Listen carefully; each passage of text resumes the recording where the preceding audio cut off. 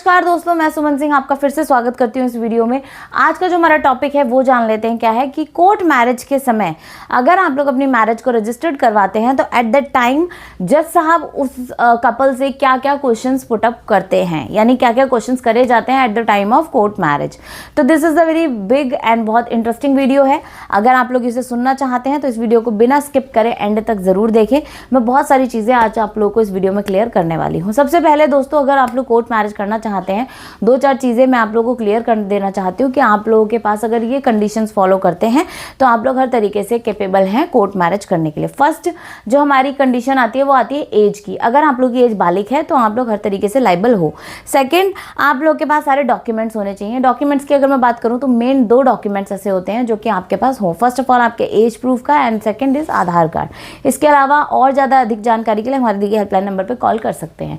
इसके अलावा अगर आप लोग जितना हो सके नोटरी वाली शादी से बचते हैं तो आप लोग रजिस्टर्ड मैरिज करने के लिए केपेबल होते हैं, और उसकी भी आपको जानकारी होनी चाहिए, क्योंकि बहुत सारे लोग हैं जिनको जानकारी ही नहीं है और वो लोग डायरेक्ट कचहरी में या कोर्ट में पहुंच जाते हैं किसी भी वकील के पास एंड दे वांट कि हमारी शादी करवा दीजिए, और वो कुछ पैसे बचाने के चक्कर में अपनी शादियां करवा भी लेते हैं, जो कि एक नोटरी स्टैम्प पेपर पर होती है, जो कि कहीं से भी वैलिड नहीं होती।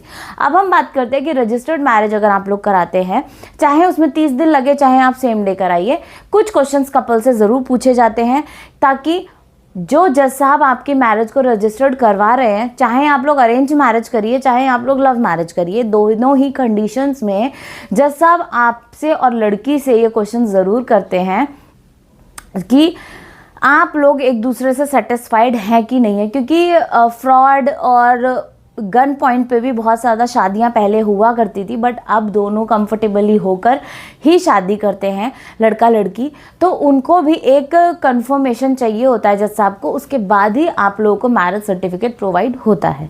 तो वो क्या क्या क्वेश्चन है ये जान लेते हैं। पहला क्वेश्चन, मैक्सिमम क्वेश्चन मैं ये कहना चाहूँगी कि लड़कियों से ही पूछे जाते हैं, क्योंकि कई बार लड़कियाँ मेंटली या फिजिकली इतनी स्ट्रांग नहीं होती हैं शादी के लिए, बट फिर भी उनके पेरेंट्स या फिर दबाव में आके उनकी शादी करवा दी जाती है, जिसके बाद उनको लाइफ टाइम प्रॉब्लम होता है।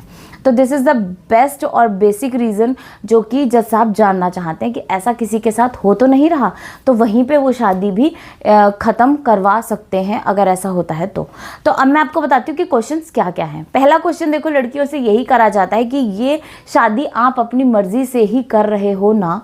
लड़के से भी और लड़की से भी ये क्वेश्चन दोनों से पूछा जाता है।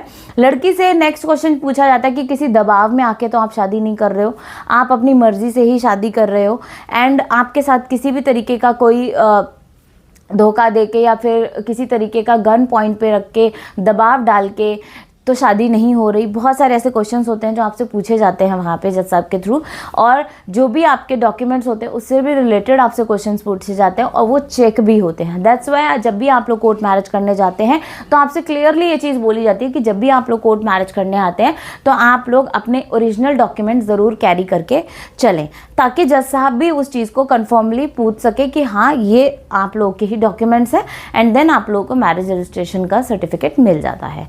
दिस इज़ द वीडियो जो कि मैंने आपको बताई है दोस्तों, कुछ ही सेकंड्स में मैंने इसे ख़त्म करा है पॉइंट को। लेकिन अगर आपको ये डाउट है कि ऐसे क्वेश्चंस या फिर कुछ और भी पूछना है, या फिर आपके जहन में कोई प्रश्न है या क्वेश्चन है, तो आप उससे भी रिलेटेड हमसे कॉल करके पूछ सकते हो या फिर डायरेक्ट कमेंट भी कर सकते हो। तो आई होप आप लोगों को वीडियो पसंद आया होगा। नेक्स्ट वीडियो मैं बहुत जल्द लेके आऊँगी आपके लिए। तब तक के लिए धन्यवाद दोस्तों।